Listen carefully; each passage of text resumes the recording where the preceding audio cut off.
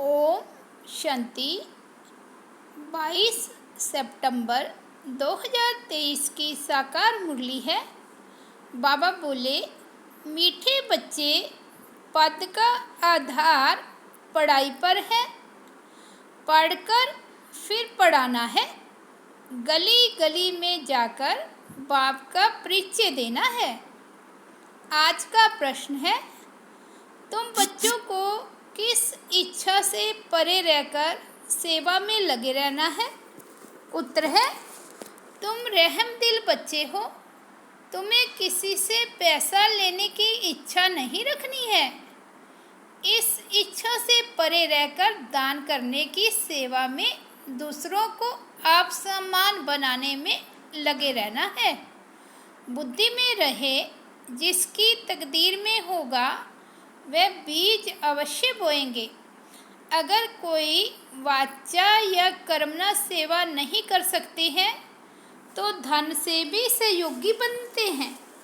गरीब बच्चे तो चावल मुट्ठी देकर महल ले लेते हैं। गीत बजा है, प्रीतम आन मिलो। ओम शांति। प्रीतमाओं के लिए एक ही पुकार काफ़ी है। अब यह किसने पुकारा और किसको, यह तो सिर्फ तुम बच्चे ही जानते हो, क्योंकि तुमने बाप द्वारा बाप को जाना है। फादर शोज सन, फिर सन शोज फादर, ऐसा कायदा है। अब प्रीतमाएँ सब प्रीतम को पुकारती है। गीत तो श्री कृष्ण के लिए गाया हुआ है। सबकी श्री कृष्ण के साथ प्रीत तो है ही। श्री कृष्ण के भगत समझते हैं। श्री कृष्ण ने राजयोग सिखाया था। वास्तव में प्रीतम सबका एक ही है। सर्व पतितों को पावन बनाने वाला एक ही है। निराकार को ही याद करते हैं, परंतु परमपिता परमात्मा को फिर यथार्थ रीति जानते नहीं। निराकार का यथार्थ अर्थ क्या है सो जानते नहीं। बाप ने समझाया है, वास्तव में एक ही राम है। हे प्रभु, हे ईश्वर, ओ गॉड फादर, एक को पुकारते हैं। कोई जिस्मानी मनुष्य या देवता को नहीं पुकारते। बुद्धि निराकार तरफ चली जाती है। गॉड फादर सभी का एक ही है। समझते भी हैं हम ब्रदर्स हैं, परंतु आत्माओं के रूप में है। यूँ तो हर एक अपने अपने धर्म का है। अपने धर्म के भाई बहन भी लड़ते रहते हैं। जब सभी दुखी होते हैं तो बाप कहते हैं, मुझे याद करो, क्योंकि सर्व का पतित पावन मैं ही हूँ। प्रीतम तो सब प्रीतमाओं का एक ही है। सजनी साजन को याद करती है। प्रीतमाएँ याद करती है, प्रीतम आन मिलो। आत्मा याद कर रही है, जिया बुलाए। बुलाने वाली तो आत्मा है ना, शरीर तो नहीं। जीव आत्मा से बात करती है। दुनिया में मनुष्य तो देह अभिमानी होने कारण अपने को शरीर समझते हैं। तुम बच्चों को यह पक्का पक्का समझना है कि जीव की आत्मा बुलाती है। आत्मा प्यार करती है। शरीर से प्यार नहीं करता। आत्मा शरीर धारण करती है। इस समय का प्यार भी अशुद्ध है। देवी देवताओं का प्यार तो बहुत शुद्ध होगा ना। मनुष्य समझते हैं प्यार विकार का ही होता है, परंतु सतयुग में प्यार है, लेकिन वहाँ कोई भी विकार नहीं होता है। बाप तुम बच्चों को 21 जन्मों के लिए इन विकारों से बचाते हैं। तुम ये बातें किसको बैठ समझाओ तो सुनकर बड़ा खुश होंगे। तुम कहते हो बाबा सर्विस नहीं होती है, परंतु सर्विस के तरीके तो बहुत बताते हैं। अभी दशहरा आता है, देवियों की पूजा भी सब जगह होती है, तो वहाँ भी जाकर समझाना चाहिए। बाप की पहचान देनी चाहिए। वह है परम पिता परमात्मा निराकार बाप। हम आत्माएं भी मूल वतन में रहती हैं। वतन घर को भी कहा जाता है। हम आत्माओं का बाप भी वहाँ परम धाम में रहते हैं। बाप बच्चों को भेज देते हैं, यह भी ड्रामा अनुसार ऑटोमेटिकली चलता रहता है। उनको भी अपने समय पर आना पड़ता है। एक बाप है, बाकी सब है आत्माएं। ये है मनुष्य सृष्टि। उनमें दैवी गुण वाले मनुष्य लक्ष्मी नारायण थे सतयुग में। बाकी कोई 8-10 भुजा वाले मनुष्य नहीं होते। यह कहाँ से आए? पूजा जहाँ होती है वहाँ तुमको इनोसेंट हो जाकर पूछना चाहिए, ये क्या है? रुद्र यज्ञ भी बहुत होते हैं। साहूकार लोग यज्ञ आदि बहुत कराते रहते हैं। तुम कहाँ भी रमन कर सकते हो। तुम रमता योगी हो, जो जिस जिस देश में रहने वाले हैं वहाँ सर्विस कर सकते हैं। यह कौन है जो इनकी पूजा होती है? क्या करके गए हैं? किसकी संतान है? ऐसे ऐसे बैठ पूछना चाहिए, फिर समझाना चाहिए, क्योंकि तुम्हें सबका कल्याण करना है। रहम दिल बनना चाहिए। मुफ्त पैसे बर्बाद करते रहते हैं। बच्चों के लिए सर्विस तो बहुत है। अभी दशहरा आता है, उस पर समझाना चाहिए कि रावण को क्यों जलाते हैं। रावण का राज्य कब से कब तक चला, फिर विष्णु का राज्य कितना समय चला। यह है ब्रह्मा का दिन, यह है ब्रह्मा की रात। गवर्नमेंट को जाकर समझाना चाहिए। बराबर अब रावण राज्य है ना, वह है विष्णु संप्रदाय अथवा दैवी संप्रदाय। यह है आसुरी संप्रदाय। बड़ों बड़ों को जाकर समझाना चाहिए, चित्र ले जाना चाहिए, कोशिश करनी चाहिए, ऐसा बाण मारे जो नाम वाला हो जाए।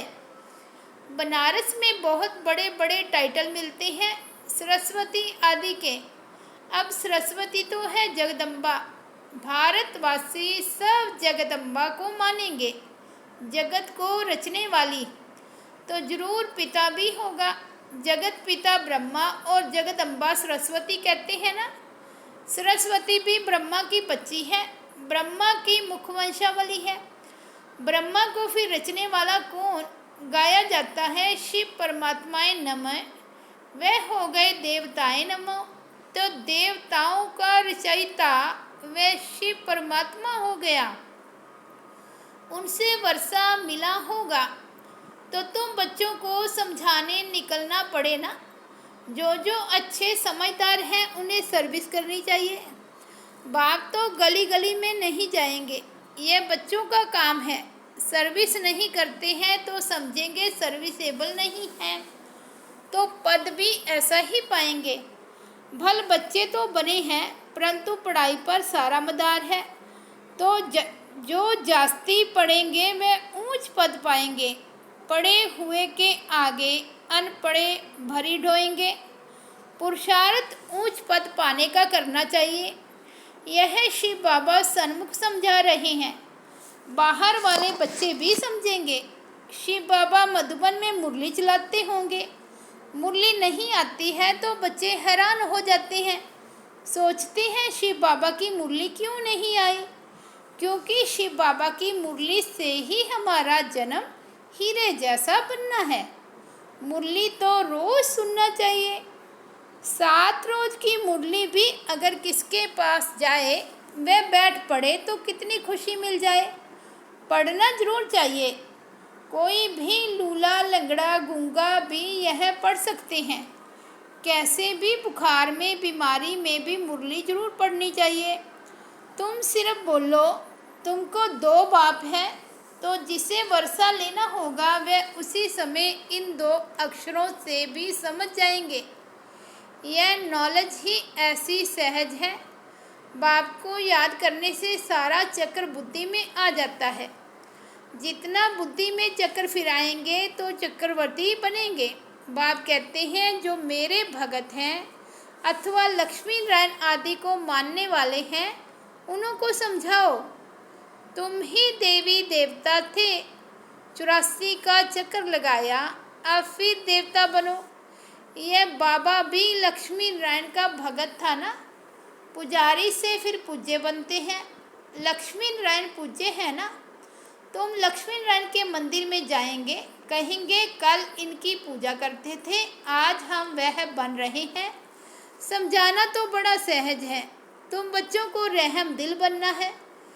जिसको सर्विस का शौक होगा वह सिखलाने वाली ब्राह्मणी का साथ पकड़ेंगे। हमको बैठ समझाओ। तुम खाते हो शिव बाबा के भंडारे से, तो शिव बाबा की सर्विस करनी पड़े ना। सभी शिव बाबा की भंडारी में डालते हैं, समझते हैं हम शिव बाबा की भंडारी से खाते हैं, तो मनसा वाचा कर्मणा सर्विस करनी चाहिए। यहाँ तुमको कितना मज़ा आता है, वह मज़ा घर में आ ना सके। मनसा सर्विस भी करनी है, याद करना है, पवित्र बनना है, शंख ध्वनि भी करनी है। कर्मणा कोई भी यज्ञ सर्विस करनी है। शुरू में मम्मा बाबा भी बर्तन मांजते थे, गोबर के छेने बनाते थे, देह अभिमान तोड़ने के लिए सब करते थे। अभी फिर बहुतों में दिन प्रतिदिन देह अभिमान बढ़ता जाता है। यज्ञ का खाते हैं तो सर्विस भी करनी चाहिए। बाप को याद करने से विकर्म विनाश होंगे। सर्वव्यापी कहने से विकर्म विनाश कैसे होंगे? सर्वव्यापी कहने से तो बुद्धि का योग लग नहीं सकता। तो यह सेवा सबकी करनी है, दान देना है। वह सेवा नहीं तो स्थूल सेवा करो, वह भी नहीं कर सकते हो तो धन की सेवा करो, तो वह भी सर्विस हो जाएगी। बीज बोया जाता है तो उनका फल निकलता है। यहाँ चावल चपटी देने से महल मिल जाते हैं। किसको भी कहना नहीं है कि बीज बो, तकदीर में नहीं होगा तो कभी बुद्धि में आएगा ही नहीं। साहूकार लोग होते हैं तो 5 लाख का भी इंश्योरेंस करते हैं। गरीब होगा तो 500 का इंश्योरेंस करेगा। यहाँ फिर गरीब सबसे जास्ती इंश्योर करते हैं। गरीब के चावल मुट्ठी भी साहूकार के धन से इक्वल हो जाते हैं। मम्मा ने देखो क्या इंश्योर किया, तन मन से देखो कितनी सेवा की। बहुत धन देने वालों को भी इतना पद नहीं मिल सकता जितना उनको मिलता है। तुम हो नर से नारायण बनने वाले, यह नॉलेज है ही सब राज्य योग। हर एक की बुद्धि समझ सकती है। हम मम्मा बाबा को फॉलो करते हैं, पुरुषार्थ करना चाहिए ना। यह ज्ञान सागर तो गलियों में नहीं जाएगा ना। बाबा पब्लिक में भाषण कर सकते हैं। बाप कहते हैं मैं तो बच्चों के सामने बैठ भाषण करूँगा, मैं सबका बाप हूँ, तुम माताएं कुमारियाँ हो, तुमको जाकर भाषण करना है, फिर भी तुम बीके हो। अभी जगदम्बा पर कितना मेला लगता है, कुछ तो सर्विस करके गई है ना। तुम बतला सकते हो, वहाँ बहुत सर्विस कर सकते हो। सर्विसेबल बच्चे आपे ही सर्विस करते रहेंगे। जो आपे ही करे सो देवता। सुबह को जाओ, रात को लौट आओ। सर्विस करने की हिम्मत चाहिए। बहुत अच्छे अच्छे बच्चे हैं, परंतु कोई ना कोई बंधन में है। रुद्र ज्ञान यज्ञ में अबलाओं पर अनेक प्रकार के विघ्न पड़ते हैं। प्रैक्टिकल में देख रहे हो तो बाप से यदि वर्षा लेना है तो सर्विस में तत्पर रहना है। श्रीमत पर चलो। हाँ, लौकिक माँ बाप आदि हैं तो उनकी सर्विस भी करनी है, साथ साथ यह सर्विस भी करना है। बॉम्बे में भी अम्बा के मंदिर में बहुत जाते हैं, वहाँ भी जाकर सर्विस कर सकते हो। हाँ, ऐसे जो सर्विस करेंगे उनको गवर्नमेंट भी शरीर निर्वाह अर्थ देने के लिए तैयार है।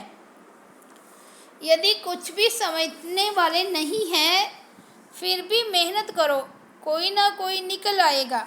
सर्जन बहुत चाहिए। तुम हो अंधों की लाठी। तुम बच्चों के लिए सर्विस तो ढेर है। तुमको कोई से पैसे आदि लेने की इच्छा नहीं है। तुमको तो रहम दिल बनना है। रहम दिल बाप के बच्चे भी रहम दिल, जो बहुतों को मार्ग बताएंगे वह पद भी ऊंच पाएंगे। सुनते तो बहुत है ना, यहाँ से गए तो फिर भूल जाता है। नंबरवार धारणा करते हैं, इसमें बड़ी अच्छी मेहनत करनी चाहिए।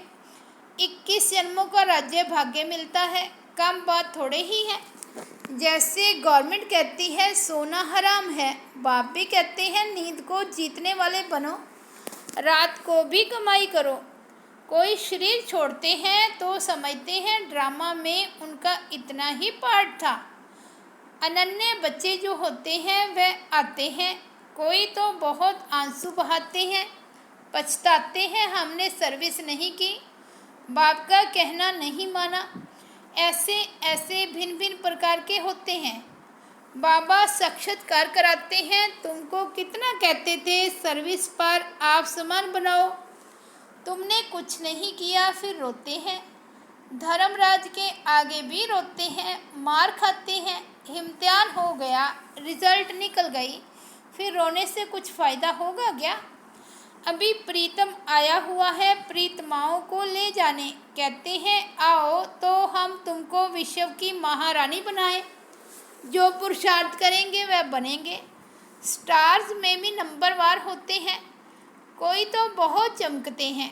तुम पुरुषार्थ कर रहे हो, ऊपर में तुम्हारे पिछाड़ी की रिजल्ट का यादगार है। अभी तो ग्रहण लगता है ना, चलते चलते ग्रहचारी बैठ जाती है तो तूफान से निकल नहीं सकते। ग्रहण लगा, यह गिरा। ग्रहण बहुतों को लगता है, ग्रहचारी माता पिता को भी भुला देती है। परिपूर्ण तो कोई बने नहीं है, माया भी रुस्तम से रुस्तम हो लड़ेगी। अच्छा, मीठे मीठे सिकिलदे बच्चों प्रति माता पिता बाप दादा का याद प्यार और गुड मॉर्निंग। रूहानी बाप की रूहानी बच्चों को नमस्ते। हम रूहानी बच्चों की रूहानी बाप दादा को याद प्यार, गुड मॉर्निंग और नमस्ते। धारणा के लिए मुख्य सार, फर्स्ट पॉइंट है रमता योगी बन सेवा करनी है। मनसा वाचा कर्मना, किसी भी प्रकार की सेवा में बिजी जरूर रहना है।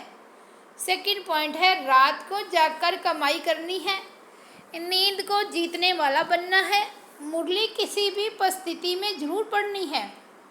वरदान है अल्पकाल के संस्कारों को अनादि संस्कारों में से परिवर्तन करने वाले वरदानी महादानी भव। अल्पकाल के संस्कारों को अनादि संस्कारों से परिवर्तन करने वाले वरदानी महादानी भव। अल्पकाल के संस्कार जो न चाहते हुए भी बोल और कर्म कराते रहते हैं, इसलिए कहते हो मेरा भाव नहीं था, मेरा लक्ष्य नहीं था, लेकिन हो गया। कई कहते हैं हमने क्रोध नहीं किया, लेकिन मेरे बोलने के संस्कार ही ऐसे हैं। तो ये अल्पकाल के संस्कार भी मजबूर बना देते हैं। अब इन संस्कारों को अनादि संस्कारों से परिवर्तन करो। आत्मा के अनादि ओरिजिनल संस्कार हैं सदा संपन्न, सदा वरदानी और महादानी। स्लोगन है परिस्थिति रूपी पहाड़ को उड़ती कला के पुरुषार्थ द्वारा पार कर लेना ही उड़ता योगी बनना है। अच्छा, ओम शांति।